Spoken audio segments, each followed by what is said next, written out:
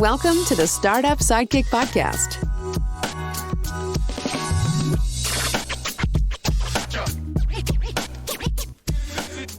Hello, everyone. I'm Claire Dobson, and we have an awesome guest on today's episode of the Startup Sidekick. This person has really lived and breathed in the agency and startup world, but I think what's even more fascinating is the strategy and innovation that's gone on behind the scenes to really help him in his career, as well as really help him thrive as an executive consultant for what he's doing now. So everybody, please welcome Matt Hensler. Hi, Claire. Thanks for having me on. Of course. I'm excited, Matt. There's a lot I want to dive into with your background, similar from mine with the agency life. But I think let's start by telling the audience just a little bit about yourself, maybe something they wouldn't find on your LinkedIn profile. Yeah, sure. Well, my LinkedIn profile definitely captures kind of like the interesting ebbs and flows of my career. One of the things my LinkedIn profile would not tell you is that I think I might be a closet Jack Johnson fan. My Amazon Echo, there's like a running joke in my house that every time I just say play music, it always plays Jack Johnson without fail. And I'm not sure why. Like, I have nothing against the guy. It's just never been my jam. But maybe the universe is trying to give me some sort of like message through his lyrics. So I've got to start paying closer attention. I love that. That is awesome. I love it. So talk about your LinkedIn profile now. Let's dive into that side because it's really extensive. So I think for us and people who might not know you, what made you decide to take on the startup life after kind of living through a marketing agency and being hands-on there? Yeah. So, a big portion of my early career, like the first 15 years, was spent in different B2B marketing agencies. Started out as an account manager, was fortunate to land in a role where I had a really great mentor who, helped me develop like the brand strategy and brand positioning process. And so, I brought that down to Arizona with me in the agency I worked at there. And then eventually was running, marketing strategy and kind of overseeing marketing services for the entire agency.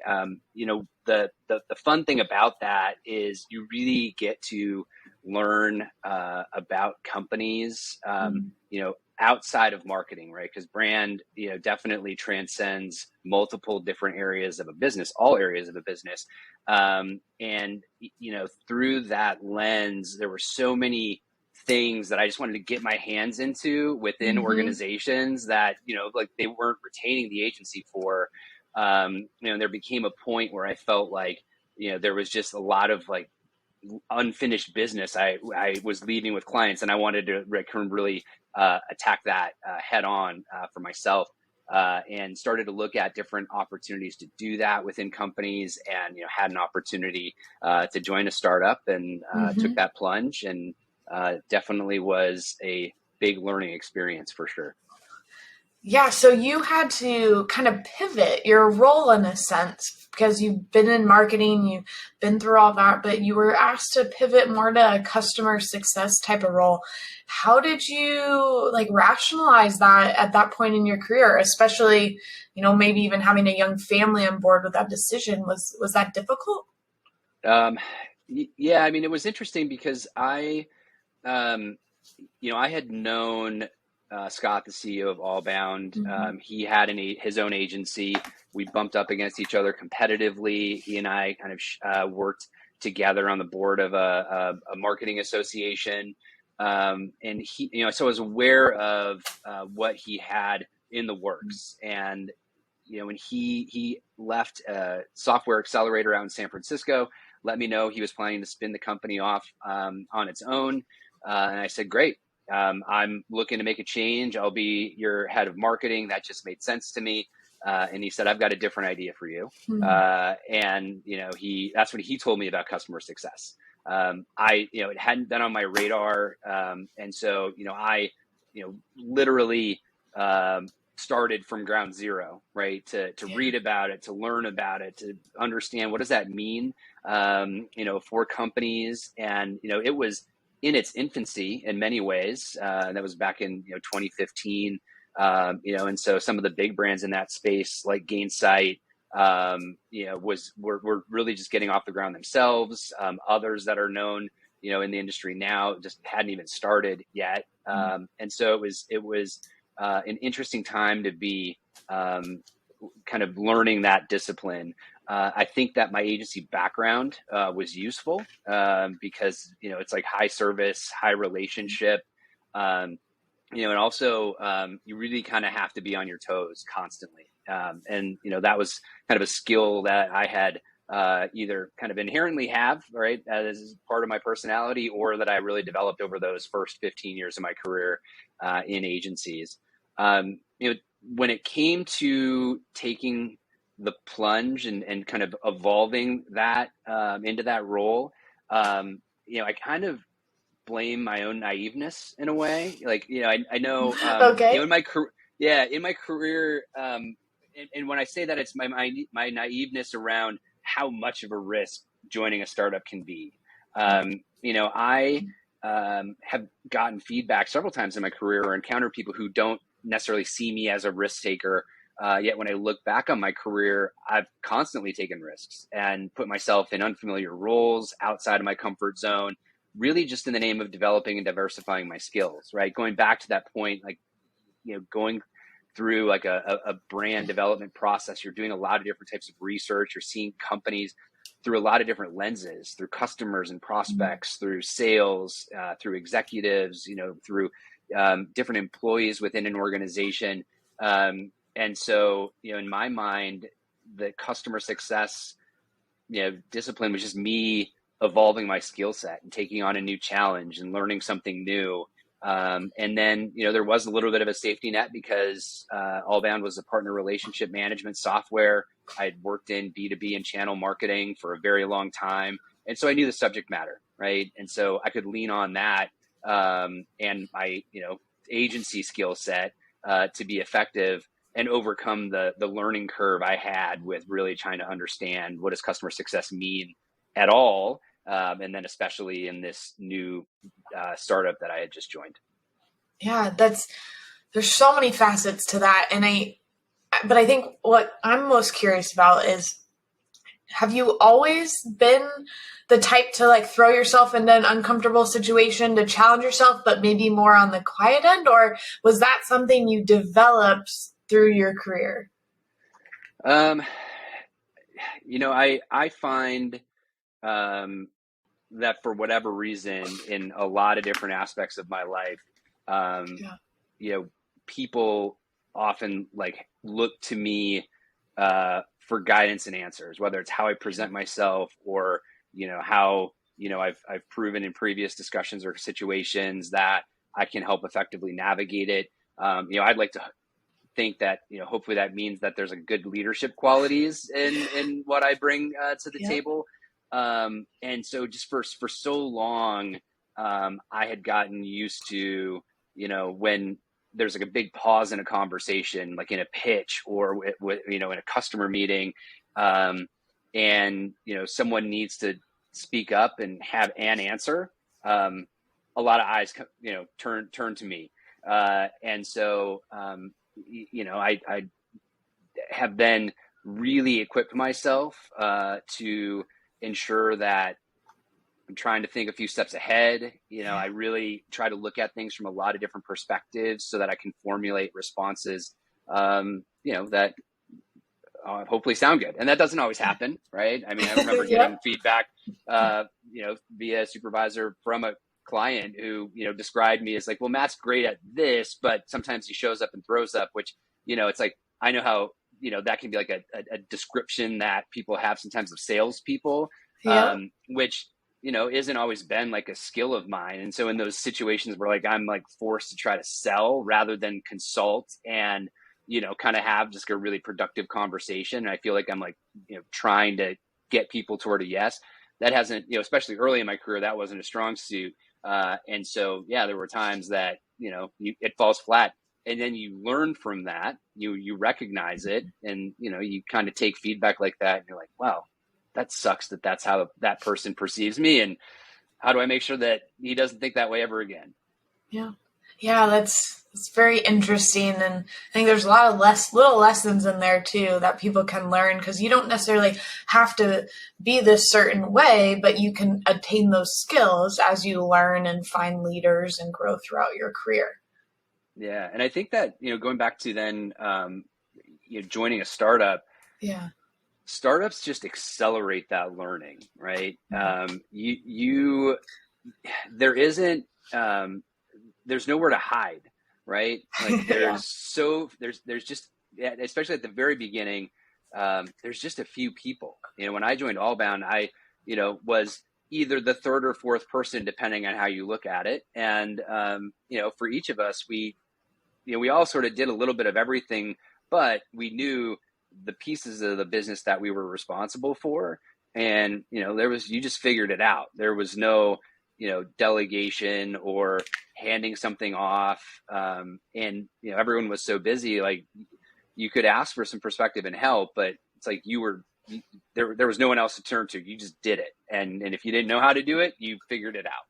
Yeah. That's so, you know what, Greg says that all the time. If you don't know the answer, you got to figure it out. And it's so true in the startup world that's where you have to find a way to do things, because someone else might not know, or maybe it's something you've never done before, and you just got to find your path and make that path.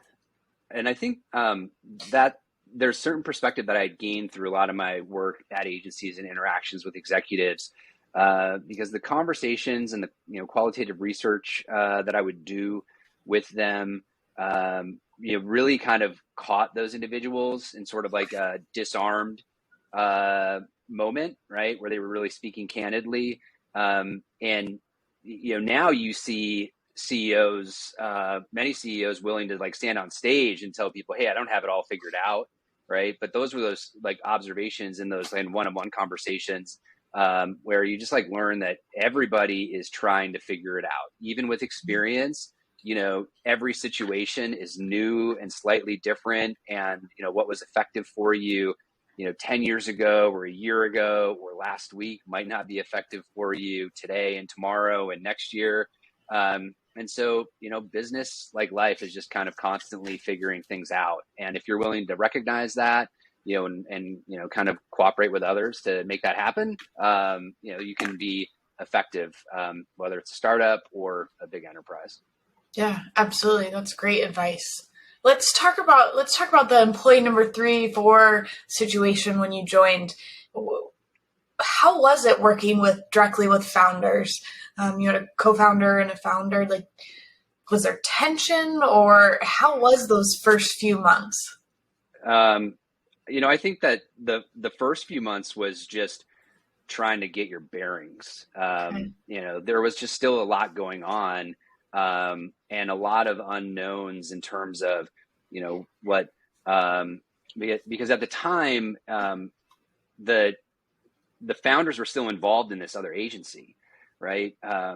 Scott was the owner of the agency. Kyle was the operator of, kind of taking on like more like the operational role at the agency. And so there was a lot of work being done to figure out, well, how do they start to wind that down in a way, that was effective for those employees and those clients, and then ramp up the software side. And, at that same time, the very like true first SaaS version of the product was being built. And so, the first, it was just, head on a swivel sort of for a few months, like what are we doing? Like, what's going on today? Like we were gonna, establish an office in a co-working location. I think I went to that location once for a couple of hours. Then we were out of the agency office. Then we, won free office space for 9 months through a startup contest. And so we were just like bouncing around the valley. And it's like, all right, as long as I've got, my computer and Wi-Fi, we're able to, really make progress on this new software company. And then, really like learning the product was important for me because I was helping implement it. And, it's that was a really important and time consuming component of those first few months. And it was tedious, right? Because you're loading content into systems and there's images and copy, and configuration of settings. And it was an early stage product. So, any product is always messier than you'd like to think, but at the early stage, more so. And you really, kind of have to get around all those rough edges in order to deliver an experience for your customer that helps them get to the outcome that they want to achieve. And I think that's another reason that I was tapped to take on that role is like you just kind of learn how to navigate the good and the bad that goes along with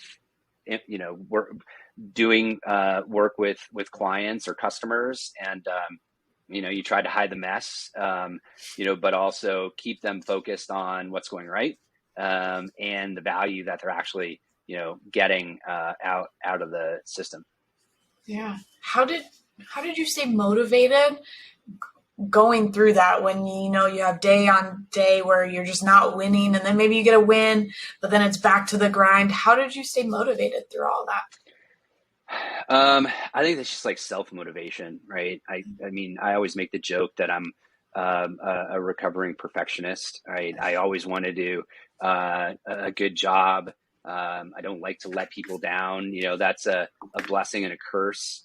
And so, and then it's like kind of, like Midwest work ethic. I just, work hard, like make sure I'm doing what's being asked of me. And then just because, I'm naturally try to be an achiever, I want stuff to be good. And so I think, knowing that, keeping my focus on, just trying to make things good, not just for the company, but for those customers who are trusting us, right, to help improve their businesses.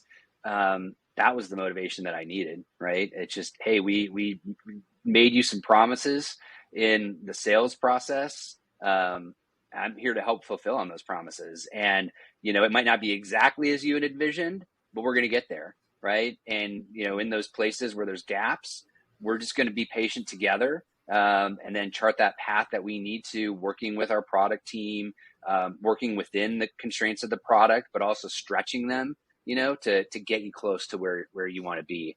And I think that's, for me, like even trying to find, where those blurry edges of the product, right, where I could sort of like hack it to make something to get to an outcome that a customer wanted. That was a lot of fun for me. Right. Yeah. And I think sometimes I even, surprised the product team when they were like, oh, you did that. And I'm like, yeah, it's great. Now can you build it so it's easier to do for everybody else? Yeah, so I don't have to do that again. Absolutely. Yeah. That's so intriguing in the sense that it is a self-motivation thing.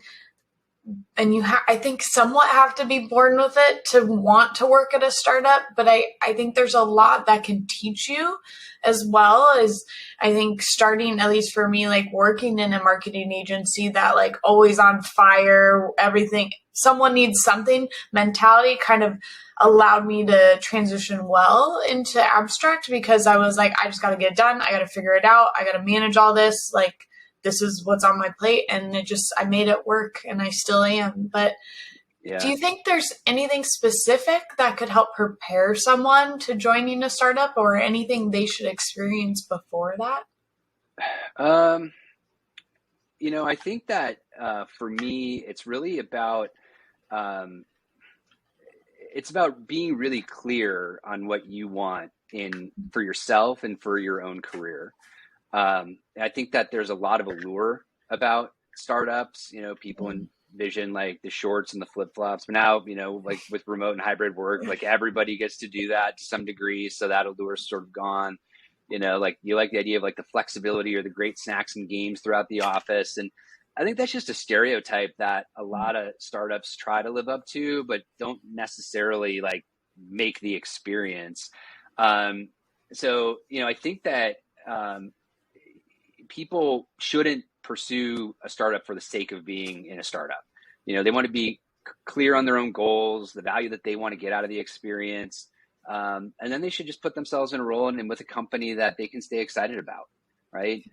There's opportunities that I've had where, I just have to, where it seems easy, right. Or kind of a great opportunity, for a title or maybe a big like salary bump. And I just, I can't get excited about the business. And if I can't get excited about, the business, like living in it day to day, you're not going to be successful. It's not going to be fun. It's going to be work. I think that that's true, whether it's a startup or, a more established corporation. You just have to be clear on like, what is it that you want to get out of it? For me, I always have looked at my career as a collection of experiences, right? And I like kind of evolving my skill set. I didn't, before Allbound, I mentioned I didn't have a background in customer success. So, I had to develop that. And, I was fortunate to rely on a lot of people who could help me navigate that and help provide guidance.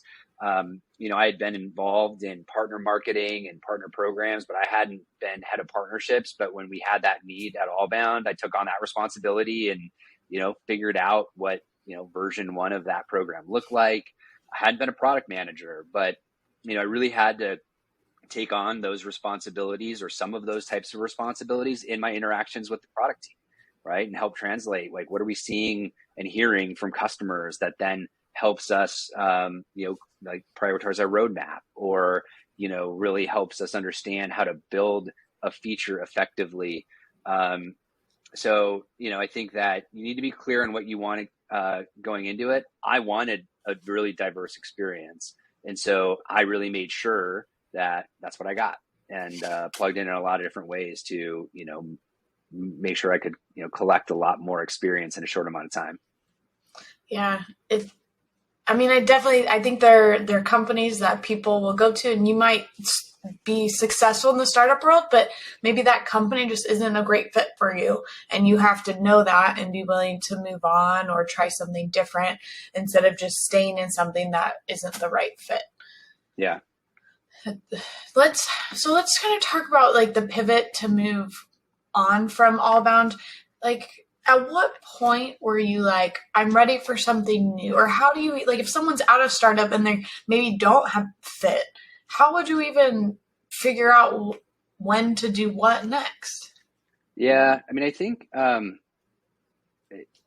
it's taking the time to reflect on where you're at and then being honest with yourself about, you can't go through life thinking, well, it's going to get better. Like if like something's a challenge, like you can't just be like, well, this is going to get better. And if you keep saying that, for weeks or for months or for years, right? Like you just kind of have to, at some point it's on you, right? To make a change, and you can't expect, others or other situations to change. I think for me at Allbound, before I started, I had been out looking for a different opportunity. In my mind, a natural progression for my agency work was heading a marketing team for a company. And I kind of, after a couple of years, I started to get the itch to do that. I'm operationally minded, but creatively fueled. And customer success is a really heavily operational and process oriented endeavor.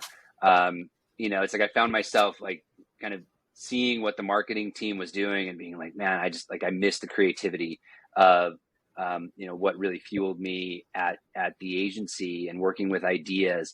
And that was there for me early on in the process because I was building something from scratch. But we had gotten to the point of building a solid base of the customer success program, of the partner program. But as a company, we weren't in a position to keep making investments in the department because the focus was really on growing marketing and sales. And so, like for me, it became really clear that my day-to-day was about to be like really focused more on the functional activities of a customer success manager. And that didn't represent the growth that I was looking for personally or professionally.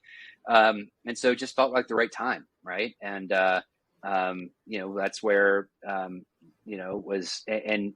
financially as a company, they were kind of in a position where, they were really trying to establish and build out more runway. And, I kind of looked at my desire to just not be in the trenches of being a CSM, the company's desire to say, hey, we need to, continue to make investments in marketing and sales. I knew I would get bored quick, right? And so it was just kind of like a mutual agreement that it was just the right time, and it was. And it all worked out that way. Do you think? I mean, did you have any misconceptions in the sense that of what when you joined Allbound that you maybe thought would be a certain way but weren't? Not necessarily. I mean, I guess I'll go back to like my comment earlier about that naiveness, right? Yeah. Where it's like I probably should have acknowledged the risk that was involved more so than I did. And so, what you're not prepared for is kind of like there's shifts and pivots in companies, and then there's shifts and pivots in startups, right? Mm-hmm. And it's constant, and you're constantly experimenting. And, you kind of put a bunch of work into one thing, and it's like quick to abandon it. And if you're someone like me who really sort of has, kind of refer to it as the craftsman's dilemma, right? It's like, man, I kind of nurtured that and incubated it and started to develop it out. And like, now we're just totally scrapping it. And it just feels like I invested all this time that I can't get back. And so, I think that's something to be prepared for. Like, you sort of have to be willing to abandon ideas pretty quickly. You also have to acknowledge that, you're part of a company and part of a small team, but it's not your company if you're not the founder, right? And, that was an early learning for me where, going back to what I had shared about some of my successes at agencies, or like kind of this feeling that, I was always looked at as the expert in the room and was so involved in so many things, like getting used to having defer decisions to Scott, our CEO, and sort of the co-founders, and not being involved in a lot of the inner workings of, like what they were developing from a fundraising perspective and their board conversations while I was, would participate in board meetings. There's just a lot that I wasn't exposed to. And so, I kind of had to get comfortable and content knowing that I didn't and shouldn't have to agree with all the decisions being made. And so those are some things that definitely, I didn't maybe even think about going in, but definitely sort of were scenarios and situations that were in my face, like from day one, and kind of like constantly being revisited over the 2 years that I was there. Yeah, that's such a great point you bring up when talking about, you are an early stage employee, right? Number 3, number 4, but you're not a founder. So yes, you have to put in the same work, but you necessarily don't have the same like rights and to say what we can and can't do. Did you ever approach though? Did you ever find a way when maybe you didn't agree with someone and found a successful way to approach a co-founder or founder about something you might not agree with?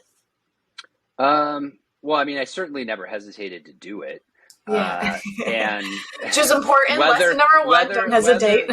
Right. Whether or not it was like, like handled diplomatically or effectively, it's like sometimes it was and sometimes it wasn't. You would ask the question about, like it's a business and it's a startup, right? And there's just a lot of pressure on everybody. And so there are times where there's tension. And I've always like kind of leaned into that though, because I look at, discourse and dissension can be constructive if it helps you have the right conversations, right? Yeah. And if you're having and look at things from different perspectives so that you can get to the right and best outcome. And so I always kind of am not shy to have spirited conversations with people. And then depending on like the day that you that occurs, maybe you're not at their best, or maybe other people aren't at their best, and then emotions start to play into it. And yeah, there were days that, like we would get on each other's nerves, or we would have arguments. And, you have those, you come back together, let cooler heads prevail, and then just recognize that it's part of the process. But what I always knew is that we respected each other. We had regard for what, everyone was like bringing to the table. And, this is a really important one, that once decisions were made, like we would all align and move forward. So it's like you take that opportunity to have your dissension and to offer that different perspective. But then, at some point you have to like learn to let it go. And there were definitely times where I didn't let it go soon enough. And, like that's kind of a lifelong learning for me, and something I continue to work at. I think everybody has to learn that too, right? It's learning how to not take things personally, but also how to understand that sometimes decisions are made and you might not agree with it, but we can learn and move forward. It's just, you all have to be on the same page. And I think that's something very important when it comes to startups, is not only are you joining for your job and you're maybe excited to, be an early stage employee, you have to really align with what the goal is and what the vision is of the team and your product, right? Yeah. I mean, I always, I think the biggest, the thing I always advocate for when I was at agency, or, now that I'm doing my own direct consulting, is you're trying to bring some objective perspective, because emotions, the subjectiveness of like your own frame of reference, and your own experience can not cloud your judgment, but it definitely gives you some blind spots. Right. And so if I can come in and provide some objective perspective and advice that really just allows you to see something from in a different way, and then, then helps you get a better informed decision, I think that's a big win. The other thing too, and this is true of any new role, you have to learn each other's styles, right? Styles of work. Like I'm the kind of person who likes a lot of information, and then I'll sort of synthesize it down. And that's just kind of how I work, right? The more information, the better, right? And I can distill it down pretty quickly. And then there are other people who are like, I don't need any of that. I'm just going to make a decision. And then whether or not it creates messes, like we'll just clean it up along the way.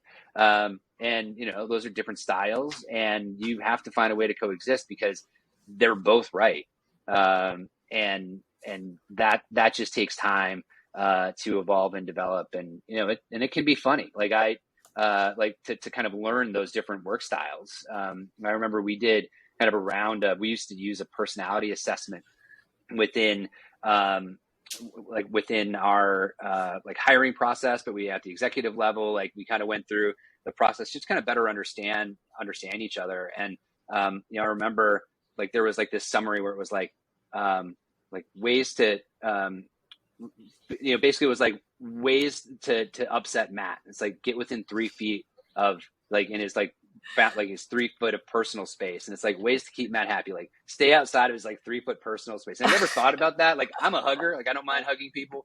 But like I also can kind of appreciate what that said about, I'm kind of boundaried, right? And, it's like it takes a while for me to develop trust, or to like maybe open up. And that's like important for me to know, because I have to like take extra effort when meeting new people, right? To open up from the beginning, right? And to lower my defenses. And, those are just like things that you have to learn, and respecting that that's not how other people operate is an important thing to develop. And especially again in the startup where there's like no hiding, there's very few of you who are all working together to get stuff done, and that you need to make progress regardless of like trying to navigate the dynamics of how everyone likes to work.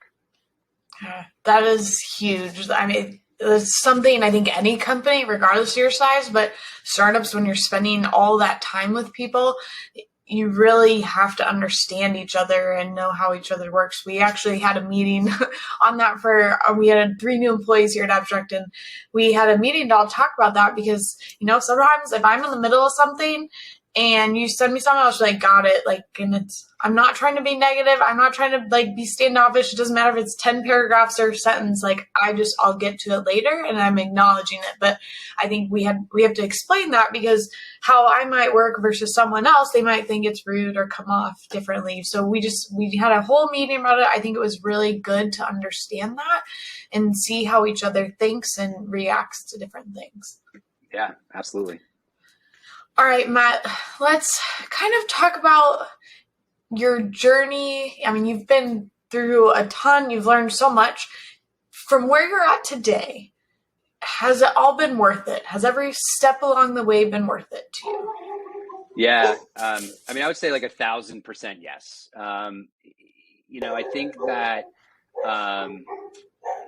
going back to my point earlier about my career being a collection of experiences, I enjoy learning new things. I enjoy working with different types of businesses and different types of products, and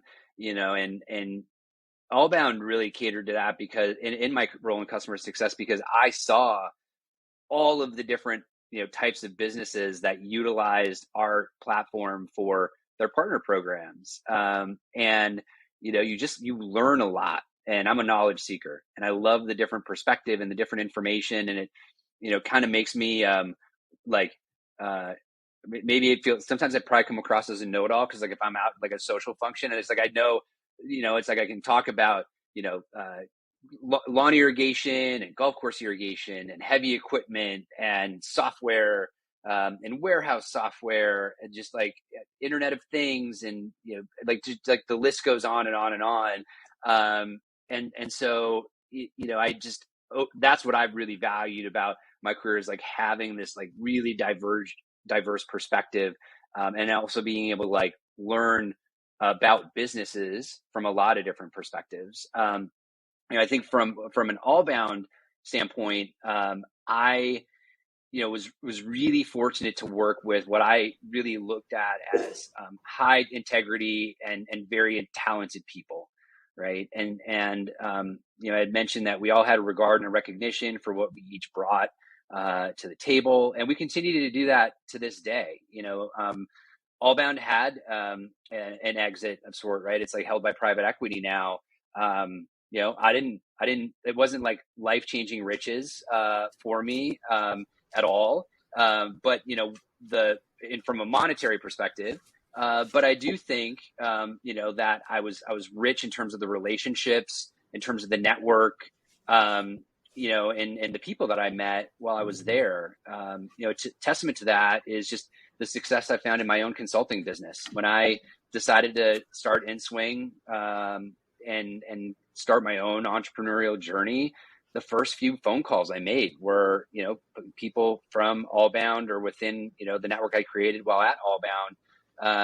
It's like over the last year, I've done work with or alongside several of them. And the nice thing about that is there's a level of trust and understanding that you have. There's a recognition of like work styles and, like where their skill sets truly are at. So like, where do you plug someone in or where don't you?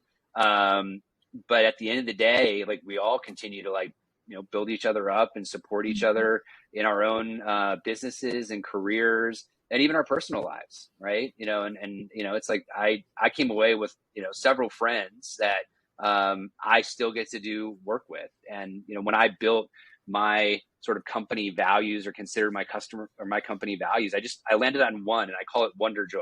And it's just the idea of like joyful collaboration. That means like, if I'm working with you and we're not both enjoying it, not from the standpoint of like the social aspects, like that's important, but like we're making progress together, we're challenging each other in productive ways, like we're really helping solve challenges within your business. If we're not finding that fun or we're not getting out of it what we want, like let's just not do it. And I think that's what I got at Allbound, right, where it was like it was great and challenging and had a lot of fun learning from and working alongside these people, and I continue to do that. And so, we'll continue to work together in many different capacities, I think, for a very long time. That's awesome. I I couldn't agree more. And I've only been in the startup world for 9 months now. I think the relationships I've made from talking to people on the podcast, from, reaching out, trying to, hey, can we advertise with you? All of that. I think there's just been people that I hope that I can continue to stay in touch with for, whatever's next in my journey. Yeah. Speaking about the journey side of it, what's next for you? You're currently running consulting and working with multiple businesses. What else do you see here? Yeah, for now, that's what I'm focused on, right? With inswing, I took a lot of the learnings from the work that I've done with companies over the years, and kind of am trying to approach a need that I think every company has, which is great ideas that don't go anywhere.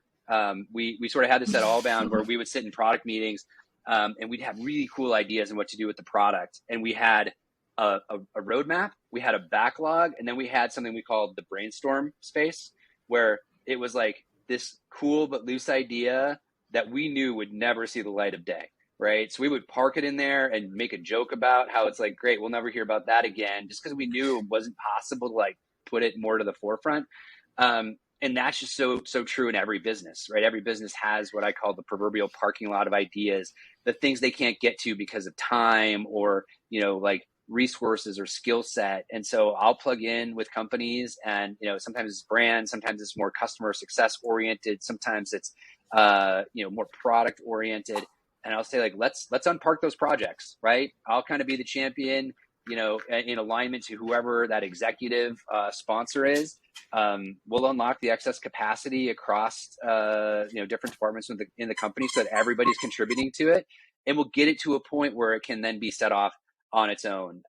And that's a ton of fun. It gets back to what I, realized I really enjoyed about my time at agencies is working with a lot of different types of people and a lot of different levels of an organization, different subject matters, again, from sales to marketing to product and more. And so, for me, it's the future is about continuing to build inswing, keep contributing to the businesses alongside my clients, and then collaborating with people where my expertise and experience is valued.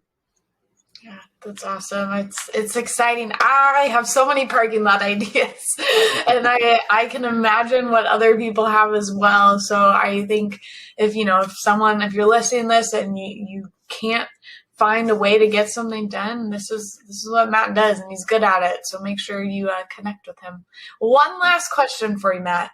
What advice would you give? If you give one, maybe two pieces of advice to someone either just starting at a startup or looking to make that leap, what would you tell them? Yeah, I'd go back to that that idea of being clear, on what you want out of the experience. Statistically, the sort of the idea that you're gonna exit as a millionaire is not going to happen, right? So that can be kind of a motivation or a great outcome, but it can't be the driver behind why you get into a startup or take on that risk.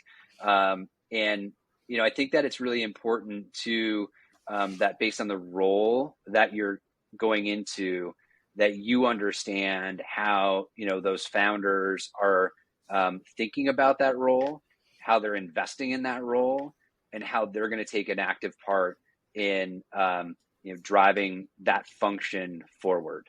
Right. So, it's not like it can be, founders are involved in all aspects of the business. Right. I was fortunate where I worked with founders who made customer success a clear charter of the organization.